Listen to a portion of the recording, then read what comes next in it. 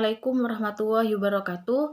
Perkenalkan, nama saya Siti Mufidatul Jannah, NIM 202 10 10 40023. Di sini saya akan menjelaskan tentang pendekatan-pendekatan dalam manajemen kelas. Apa sih tentang pendekatan manajemen kelas itu? Pendekatan adalah suatu kegiatan atau cara yang ditempuh untuk menghasilkan sesuatu yang diinginkan, sesuai dengan tujuan dan maksud. Berfokus pada pengolahan kelas, pendekatan berarti kegiatan dalam proses belajar mengajar berjalan sesuai dengan penerapan teknik dan norma yang dilakukan oleh pendidik pembelajaran yang berkualitas. Komponen dan profesional dalam pendekatan kelas merupakan pertimbangan mendasar dan komprehensif di balik penggunaan teknik-teknik ini khususnya dalam manajemen kelas. Pendekatan yang dilakukan oleh seorang guru dalam pengolahan kelas akan sangat dipengaruhi oleh pandangan guru terhadap perilaku siswa, karakteristik dan karakteristik siswa, serta situasi dalam ketika siswa menyimpang. Berikut adalah beberapa pendekatan yang dapat dijadikan sebagai alternatif pertimbangan dalam upaya menciptakan kelas yang efektif. Arti dari pendekatan pada dasarnya adalah sudut pandang seorang ke sebuah mata pelajaran, sehingga pendekatan dalam pengolahan kelas dapat diartikan sebagai cara pandang guru dalam kegiatan manajemen kelas. Persepsi ini kemudian menjadi semacam penting apa yang harus dikuasai guru sebelum mempersiapkan rencana pembelajaran. Guru dalam penerapan manajemen kelas tentunya ada banyak cara atau pendekatan yang diterapkan dan sistem manajemen kelas yang diharapkan lebih ditingkatkan.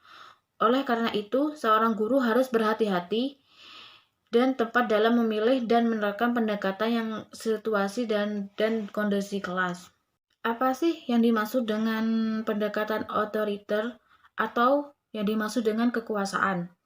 Pengolahan kelas diartikan sebagai suatu proses untuk mengontrol tingkah laku anak didik. Peranan guru di sini adalah menciptakan dan mempertahankan situasi disiplin dalam kelas. Kedisiplinan adalah kekuatan yang menuntut kepada anak didik untuk menantinya di dalam ada kekuasaan dan norma yang mengikat untuk ditaati anggota kelas melalui yang berarti kemampuan atau kesanggupan kekuatan wewenang atas sesuatu atau untuk menentukan pengaruh mampu kesanggupan dan orang yang diserahi wewenang. Sementara kekuasaan dapat diartikan sebagai kemampuan untuk menyuruh, memerintah, mengatur, menguasai, dan sebagai kekuasaan berarti mendapatkan penekanan kekuasaan pada hakikatnya untuk bersifat pemaksaan. Manajemen atau pengolahan kelas yang dimiliki guru kekuasaan atas pengaturan siswa di dalam kelas. Guru berhak untuk aturan kelas sebagai sarana pengendalian sikap siswa yang tidak mengharapkan. Aturan kelas membutuhkan kesepakatan antara pendidik dan peserta didik sehingga tidak ada indikasi belajar di dalamnya. Dalam hal ini, pengambilan kegiatan belajar mengajar di kelas itu guru itu sendiri bagaimana bisa seorang guru membuat kelas menjadi kondusif dan menyenangkan. Aturan yang telah dikondisi kelas masih kondusif. Begitu pula gurunya memiliki hak untuk menekan hukum secara adil. Seperti dalam kasusnya ini, seperti hal dalam menggunakan kekuasaan dan pendekatan ancaman adalah salah satu cara untuk hukum dan manajemen kelas yang dapat membuat kondusif lagi. Tujuan utama dari pengolahan kelas adalah untuk menyisihkan peserta didik dalam kelas. Jadi pendekatan kekuasaan dapat diartikan sebagai cara pandang guru yang menyakiti bahwa kelas yang kondusif dapat dibentuk melalui berbagai upaya peningkatan aturan-aturan di dalam kelas yang dapat menjadikan peserta didik memiliki kedisiplinan diri dalam konteks pengolahan kelas atau manajemen kelas. Kekuasaan tersebut terwujud melalui kemampuan guru dalam mengatur peserta didik untuk taat dan patuh terhadap norma aturan-aturan yang terhadap di dalam kelas. Di sini ada Sedangkan menurut Sudarwan Dhani mengatakan bahwa pendekatan kekuasaan adalah bagaimana menciptakan, memelihara suatu kelas yang baik. Guru menginginkan salah satu bentuk pendekatan kekuatan dapat diterapkan, yaitu mengontrol kondisi siswa di kelas yang terhadap masuk kelas, menghukum siswa yang bersalah, mengambil tindakan sebagai penyebab diri tindakan siswa tersebut. Di sini ada kelebihan dari pendekatan otoriter. Dapat menciptakan kedisiplinan di dalam kelas, siswa mentaati peraturan dan tata tertib yang ada di kelas. Terus di sini ada kekurangan dari pendekatan otoriter, adanya anggapan bahwa guru selalu benar dan paling tahu, dan siswa tidak diberi kesempatan untuk mengumumkan dan mengembangkan ide, dan siswa terkendala dalam mengembangkan potensinya. Dan di sini ada contoh pendekatan otoriter. Ketika seorang guru ingin meninggalkan ruang belajar karena sesuatu yang penting, guru memberikan instruksi yang ketat seperti mulai sekarang jika saya meninggalkan kelas, saya akan menunjukkan salah satu dari Anda untuk memimpin kelas ini. Apa sih yang dimaksud dengan pendekatan intimidasi atau ancaman? Pendekatan ancaman dalam manajemen kelas adalah salah satu pendekatan digunakan untuk mengontrol tingkah laku siswa di dalam kelas. Menurut Ais Korwati dan Juni Priyansa, pendekatan ancaman di dalam kelas dapat dilaksanakan mulai larangan, sindiran saat belajar, dan paksaan siswa yang keberatan. Yang kesemuanya dimaksud agar siswa mengikuti apa yang diinstruksikan oleh guru. Beberapa masalah disiplin yang paling kompleks adalah muncul ketika guru tidak yakin dengan posisinya. Ini bisa oleh kekurangan pengetahuan guru terhadap siswanya. Misalnya, seorang guru dari kelas menengah, dia sering dikritik karena mereka tidak dapat memahami kebutuhan siswanya. Dia sering dikritik karena mereka tidak dapat memahami kebutuhan siswanya yang berasal dari lingkungan tertinggal di miskin. Apa yang terjadi dengan umumnya masalah gaya ini berlaku dalam hal perjalanan guru, terutama tentang kontrol. Sebagai guru yang dianggap benar-benar kuasai kelas, jika mereka bisa mendominasi semua kegiatan yang di kelas itu, siswa tidak diperbolehkan untuk berinteraksi satu sama lain sama sekali, berbicara, bahkan dalam pelatihan dan kegiatan kelas resmi sangat untuk guru lain. Itu dianggap benar-benar menguasai kelas ketika kelas memiliki kebebasan bergerak dan berbicara. Pengamat aman berpendapat bahwa apa yang akan dilakukan oleh kelas seperti akan menderita, bukan kegiatan belajar mengajar. Pendekatan ancaman atau kamus ini manajemen kelas dilakukan dengan berikan contoh, larangan, cemoohan, sindiran, atau paksaan. Pendekatan seperti itu penghargaan sebagai individu yang menghargai diri sendiri. Pendekatan hukuman dan ancaman itu melakukan penenggaan yang tidak tepat. Otoriter kurang manusiawi. Guru dalam mengajarkan suatu mata pelajaran ini tidak menggunakan mata pelajaran, akan tetapi harus juga memperhatikan anak itu sendiri sebagai manusia yang harus dikembangkan pribadinya. Pikiran yang waras mengatakan bahwa harus diberikan keseimbangan antara perkembangan intelektual dan perkembangan psikologis anak. Hanya memberikan bahan pelajaran dengan mengabaikan anak didik dapat merugikan anak didik sendiri. Terus di sini ada kekurangan pendekatan intimidasi. Menggunakan pendekatan ini hanya menyelesaikan masalah sementara dan hanya mengobati gejala masalah, bukan masalah itu sendiri. Kelemahan lain yang muncul dari penerapan pendekatan ini adalah tumbuhnya permusuhan dan putusnya hubungan antara guru dan siswa. Kelebihan pendekatan intimidasi: siswa menjadi patuh terhadap apa yang disampaikan dan diperintahkan oleh guru, sehingga tercipta suasana kelas yang tertib. Tidak jarang dengan pendekatan menghasilkan prestasi belajar siswa.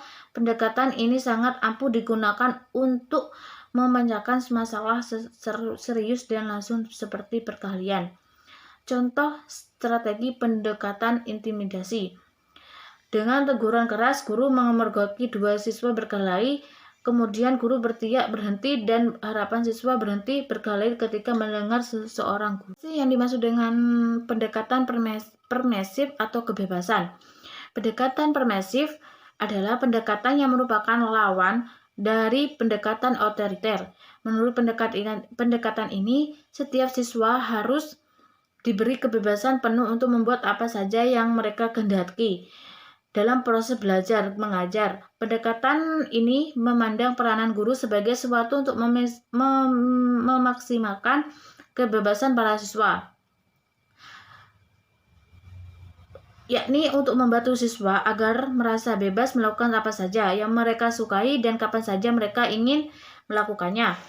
Alasannya, para siswa harus diberikan kebebasan penuh untuk mengembangkan dirinya. Oleh karena itu, pendekatan ini mendefinisikan pengolahan kelas sebagai seperangkat kegiatan guru untuk membantu siswa untuk memaksimalkan kebebasan mereka. Pendekatan permisif ini menggunakan pembebasan sebagai alasan yang paling utama. Menurut aliran ini, kebebasan adalah hak paling dasar yang harus diberikan kepada setiap siswa dalam suatu proses sehingga mereka dapat sepenuhnya mengembangkan setiap potensi yang ada di dalam dirinya. Siswa bebas permisif menentukan apa yang harus dipelajari, kapan, di mana, dan bagaimana mempelajarinya. Pendekatan ini juga jelas tidak sesuai dengan filosofi dan tujuan pendidikan di Indonesia. Mendekati ini menghasilkan peserta didik yang benar-benar mentaati aturan norma dan nilai-nilai budaya dan agama, baik di dalam maupun di luar negeri lingkungannya. Pendekatan ini pada dasarnya bertentangan dengan makna kata manajemen itu sendiri. Di dalam mana terkandung dalamnya pengaturan. Kebebasan akan dapat menciptakan masyarakat yang permisif, yang jelas tidak dapat diterapkan dalam sistem pendidikan Indonesia. Di sini ada kelebihan dari pendekatan permisif. Siswa merasa bebas untuk melakukan apa saja mereka suka dan kapan saja mereka ingin melakukannya. Dan siswa merasa bebas untuk mengembangkan potensi mereka. Di sini ada kekurangan pendekatan permisif akan menghasilkan peserta didik yang sepenuhnya menaati aturan, norma, nilai budaya dan agama dan dalam rumah tangga, sekolah, dan masyarakat luas. Di sini ada contoh pendekatan permisif. Seorang anak memiliki masalah dalam menyelesaikan tugas, sehingga seorang guru meninggalkan anak untuk menyelesaikan masalah sendiri dan anak diberikan kebebasan untuk melakukannya. Pengaruh pendekatan kekuasaan terhadap kedisiplinan peserta didik. Manajemen kelas atau manajemen kelas dipandang sebagai proses untuk mengontrol tingkah laku siswa di dalam kelas. Divisi ini merupakan pendekatan manajemen adalah otoritatif, di mana guru melakukan tugas utama sebagai pencipta dan pemelihara sesuai kelas agar tetap tertib.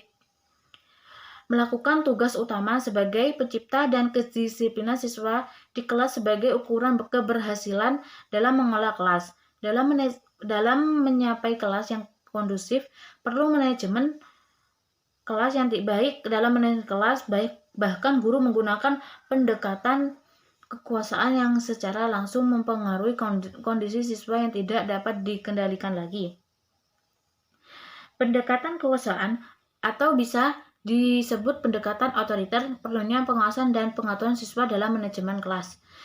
Itu didivisikan sebagai proses untuk mengontrol perilaku siswa. Peran guru di sini adalah untuk menciptakan memelihara situasi disiplin dan di dalam kelas.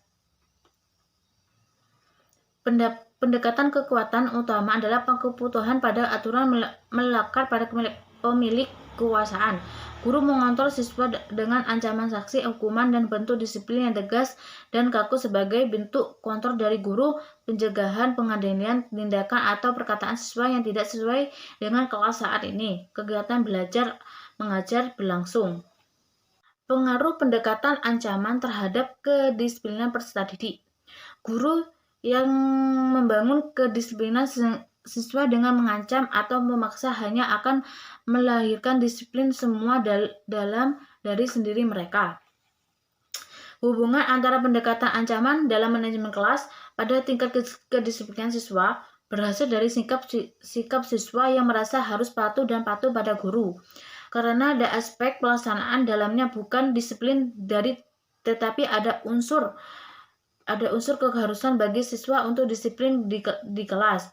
Pendekatan ada sesama seperti pendekatan otoriter, memandang manajemen kelas sebagai pengatur perilaku siswa. Perilaku siswa dapat dikendalikan melalui Anda sindiran, ejekan, paksaan, ancaman, tolak atau bukan tolak. Guru perannya adalah untuk menakuti siswa agar perilaku sesuai dengan guru yang diinginkan. Memang benar, aku tidak pendekatan itu ancaman dapat digunakan oleh guru mengantar kelas. Keadaan yang berupa ancaman tentu saja dapat melakukan fisik dan mental jika siswa malah biasanya sering jadi guru jamin siswa. Semakin banyak siswa akan kesalahan berulang, jadi perlu diingat bahwa guru atau pendidik yang menggunakan pendekatan ancaman harus memahami kondisi psikologis siswa agar tidak menimbulkan dampak negatif keadaannya. Karena yang ingin saya tekankan di sini adalah kondisi di dalam kelas dengan tidak adanya penekanan pada siswa. Sekian dari penjelasan saya, kurang lebihnya mohon maaf. Wassalamualaikum warahmatullahi wabarakatuh.